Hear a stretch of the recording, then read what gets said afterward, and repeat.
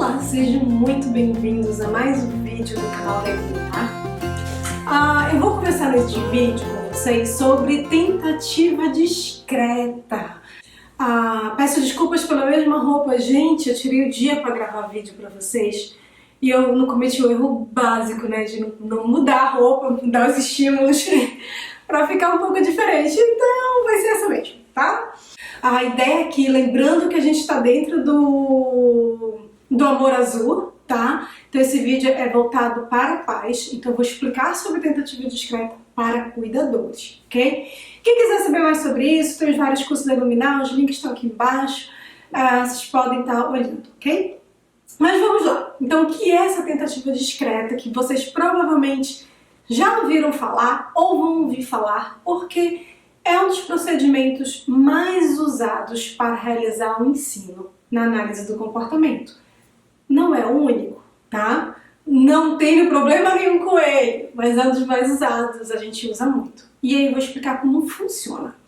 A ideia básica é que eu tenho um tipo de ensino que ele é sistemático, ele é estruturado. Existe, digamos assim, um passo a passo sobre como é feito o ensino da criança. Então é uma estruturação de ensino que já foi comprovada com muitas pesquisas que funcionam para que a criança venha aprender algo novo, tá?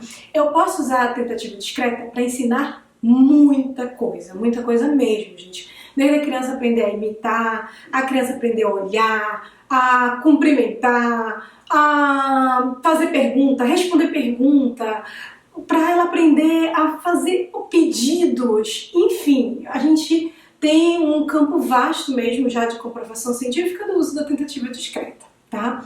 E aí consiste, um dos primeiros passos dela é que eu quebro um ensino que muitas vezes é mais complexo em unidades menores e mais simples. Então, por exemplo, digamos que eu estou querendo ensinar a criança a fazer esse movimento, mas esse movimento é algo que ela não consegue fazer. Uma das ideias é que eu vou quebrar isso em unidades menores, mais simples, e eu vou ensinar aquela unidade. Então, eu quero ensinar uma criança, por exemplo, uma habilidade super complexa de conversação. Mas para isso, eu vou precisar primeiro ensinar a criança a fazer comentários, responder perguntas, fazer perguntas. Cada uma dessas unidades eu vou quebrar ainda mais em unidades menores. Então pode ser que eu comece com a criança aprendendo a responder perguntas do tipo: o que é isso? E aí ela diz celular, depois ela aprende a dizer: é o celular da tia Mari. Então eu vou quebrando o meu ensino, eu vou quebrando o que a criança precisa fazer em unidades pequenas e gradativamente eu vou aumentando isso, essas unidades para um comportamento maior e mais complexo, tá? Mas eu vou começar com unidades menores e mais simples e isso pode ser de diversas formas, vai depender muito do caso, do cliente que a gente vai ter. Então às vezes a gente vai ver, por exemplo, a gente está ensinando uma criança a imitar. Aí às vezes o pai vai ver a criança aprendendo a tocar no nariz, tocar na cabeça, e você fica, nossa, mas por que isso serve, né? A ideia não necessariamente é que a criança aprenda a tocar no nariz, mas que ela aprenda de repente a imitar esse movimento, a tentar para o outro, fazer igual esse movimento para que ela desenvolva uma imitação no dia a dia dela. Tá? Então é nesse sentido, às vezes, que a gente vai quebrar também em unidades menores e mais fáceis, mais simples. E depois, claro, a gente não pode nunca se perder desse todo. Onde eu quero chegar com isso? Isso é uma coisa que eu falo muito. A gente vai dividir unidade simples, gente, mas não pode se perder do que eu quero com isso. Qual é o meu objetivo final? Por que eu estou ensinando este comportamento para a criança? Ok? E aí, na hora de fazer o ensino, a primeira coisa que vai ter, a primeira parte dessa estruturação, dessa sistematização, é que eu vou apresentar algo, se necessário, para a criança. Então, por exemplo, digamos que eu quero ensinar a criança a nomear, deixa eu ver, vamos aqui. Então, eu quero ensinar a criança a nomear caderno, a olhar para o caderno e falar caderno. Ok? Eu posso fazer isso apresentando o caderno para a criança, eu posso colocar uma pergunta também, do tipo, o que é isso? Existe toda uma discussão sobre essa pergunta aí, mas eu posso colocar essa pergunta de repente, o que é isso? Ou apresentar, na primeira vez eu pergunto o que é isso e depois eu só vou mudando e a criança já sabe o que é para fazer, não sabe o que é para responder. Mas existe primeiro essa apresentação ou digamos assim, esse indicativo de que a criança precisa fazer algo, ok? Eu posso, por exemplo, apresentar mais de um estímulo para a criança, mais de um objeto, no caso, né, para ela, e aí eu falo, aponta caderno, e aí a criança sabe o que é para fazer, ela entende o que é para fazer.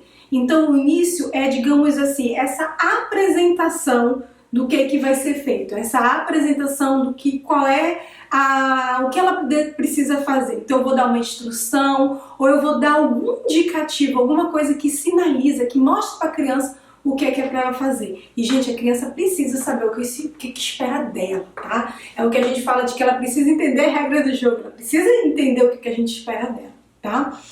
Então esse é o primeiro passo. Algumas crianças, gente, ainda não vão saber o que fazer. Por exemplo, eu vou olhar, eu posso perguntar o que é isso, eu vou usar aqui a pergunta para ficar mais claro para vocês, mas ela não vai saber dizer caderno.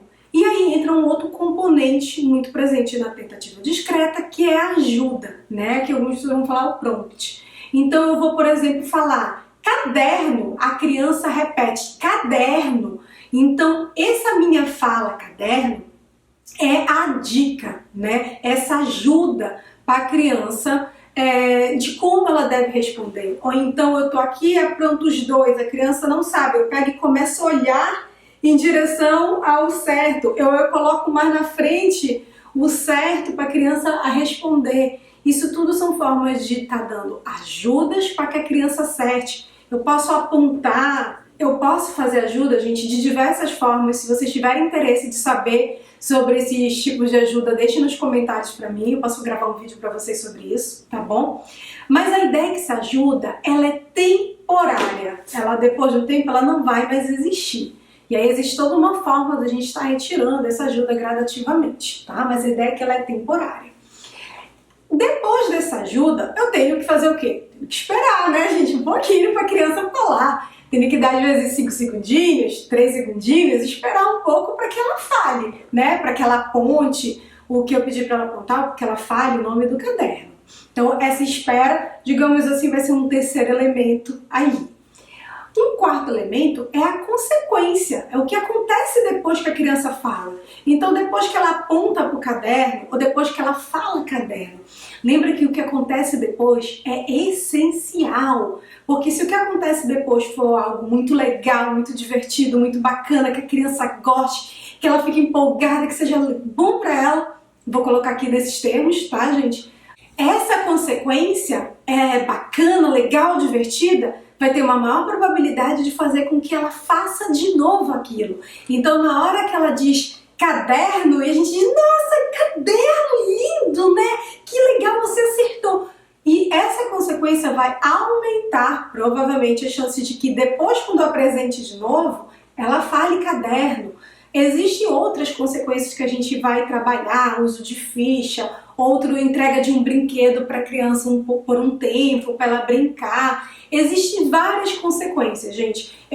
Então, gente, só esclarecendo assim, que eu estou simplificando essa explicação sobre a consequência e colocando de um modo bem mais simples, tá? Colocando como sendo algo legal. Eu sei que não necessariamente isso vai ser o reforçador, que varia, que tem que aumentar o comportamento, tá bom? Mas para ficar numa linguagem mais do cotidiano e a gente entender esse funcionamento, qual é a lógica do que a gente quer, tá? A gente quer que essa consequência seja algo que seja bacana com a criança, que ela goste disso e que faça com que ela volte a fazer isso novamente. Então, na hora de eu apresentar, que ela volte a apontar para o caderno quando eu disser aponta caderno, que ela volte a falar caderno quando eu mostro o caderno para ela. Então, a gente vai pensar muito nessa consequência, a gente sempre fala de elogiar, de fazer, às vezes a gente faz muito bem, a gente bate palma, a gente abraça, beija, a gente joga pra cima, a gente entrega um brinquedo, a gente faz de tudo, gente. O que funcionar pra criança fazer de novo, a gente vai fazer, entendeu? A ideia é essa, a gente vai no que funciona e gira e a gente faz tudo para que seja muito legal e a criança venha fazer de novo, né? E muitas vezes assim, a gente vai colocar que depois disso vai ter uma pausa entre tentativas, né? Então vai ter uma pequena pausa, às vezes é a pausa que a criança está brincando com a gente, está brincando com aquilo que ela teve como uma consequência por ter acertado, por ter feito, e depois eu vou fazer tudo de novo. Eu faço novamente, eu retorno, digamos assim, para a primeira etapa, que é de apresentar o caderno, de repente perguntar o que é isso, ou pedir para ela apontar, eu recomeço um novo ciclo, tá, desse ensino. Isso possibilita, gente, que a gente, por exemplo, consiga ter um grande número de tentativas muitas vezes, que eu consiga fazer aquele procedimento muitas vezes, e isso vai ajudar, por exemplo, na aprendizagem da criança. Existe alguns autores que vão colocar a importância da forma como eu vou anotar, registrar os dados sobre o desenvolvimento da criança, junto da tentativa discreta. Existem alguns autores que vão falar muito sobre a questão da motivação da criança e quanto ela é importante durante esse procedimento também, ok? E dentro dessa tentativa discreta, aqui eu estou falando para vocês, eu vou entrar em algumas características que são de um formato mais tradicional, mais clássico. Não é o único, alguns autores estão trazendo outras formas de trabalhar também. Se vocês quiserem saber mais sobre essa outra forma não tão tradicional, existe um módulo no curso dos aplicadores somente sobre este assunto, tá? O link está aqui embaixo. Mas como é essa mais tradicional? O que compõe? Que elementos são importantes? Um dos primeiros é que a instrução, quando eu dou, ela é uma instrução mais simples. Então vocês veem que naquela eu estava fazendo aponta o caderno. Eu não estava fazendo, pega para tia Mari, onde está o caderno? Qual desses aqui é o caderno? A minha instrução ela é mais simples, tá? Uma outra característica é que essa minha instrução ela não varia. Então vai ser aponta caderno, aponta caderno, aponta caderno. Eu não vou ficar aponta caderno, cadê o caderno? Onde está o caderno? Você viu o caderno? Então, a instrução nesse formato mais tradicional, isso aqui, gente, pode mudar, pode variar, tá bom? Eu tô dando algumas características que muitas vezes são recomendadas, ok? Então, essa instrução, ela é mais simples, ela não varia tanto, tá? Outras questões que envolvem nessa formato de ensino mais tradicional, eu vou ter um tipo de ajuda que eu vou dar. Então, por exemplo, se vai ser colocar na frente, vai ser aquele tipo de ajuda, ou se vai ser falar caderno e a criança repetir, vai ser aquele ajuda. Eu não costumo ter várias ajudas diferentes, eu costumo ter uma, e eu costumo ter um procedimento específico para retirar essa ajuda. Então, muitas vezes, se a criança tiver um desempenho, ela tiver uma aprendizagem acima de 80% por 2 dias seguidos, eu vou te retirar ajuda. Então, existe um critério de retirada de ajuda mais específico, existe uma forma de retirada e existe um guia, assim, digamos um passo a passo de por onde eu começo a ajuda até que eu faça a retirada total, mais estruturadinha também. Ok? Muitas vezes, neste formato de ensino, cada vez que a criança faz algo, tem aquele comportamento, então cada vez que ela aponta o caderno, cada vez que ela fala o caderno, eu registro, eu faço uma anotação de como foi aquela tentativa, né, que a gente chama, como é que ela foi a resposta, o que a criança fez naquela tentativa específica. Então eu vou uma a uma registrando muitas vezes nesse formato, tá? Esse é um formato também que ele costuma ter um ambiente onde eu vou fazer, ele é um ambiente que eu tenho mais preocupação muitas vezes de não ter coisas que tirem a atenção da criança, que ela se distraia. Então eu tento organizar o meu ambiente para que ele seja o mais possível, sem coisas que possam a criança de repente se distrair e tudo mais. Então muitas vezes eu vou estruturar a questão da mesinha, não precisa a tentativa de crédito ser necessariamente sentado na mesinha, tá? Mas às vezes eu vou estruturar uma mesinha para poder sentar com ela, eu vou ter um ambiente onde os brinquedos estão guardados em armários fechados, eu acesso para tirar um por um,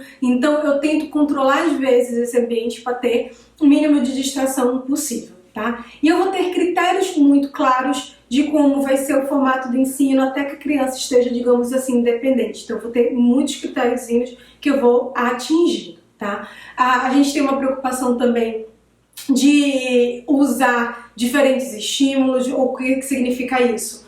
de usar, por exemplo, diferentes cadernos durante o ensino, não usar só um, usar diferente. Tem uma preocupação de apresentar, mudando a posição. Então, às vezes, se você já viu isso em casa, às vezes a pessoa faz uma pergunta para uma criança, onde está, por exemplo, o caderno, né? A criança fala, aí a pessoa vai lá e muda a posição, né? Então, para que a criança não fique indo só numa posição, que ela consiga modificar e atentar de fato. Então, essas são algumas características, outras, né, que vão fazer parte dessa estruturação de ensino de tentativa discreta, mas como eu disse para vocês, existem discussões sobre isso e outras formas também de trabalhar mais progressistas nesse sentido de como eu vou estar atuando com a criança, ok? Gente, eu espero que esse vídeo tenha ajudado vocês a entender o que é tentativa discreta, como é que funciona. Se vocês tiverem perguntas sobre isso, deixem aqui embaixo. Curtam esse vídeo, compartilhem com outras pessoas que de repente possam se beneficiar também deste conteúdo, ok? Beijo, vejo vocês na próxima.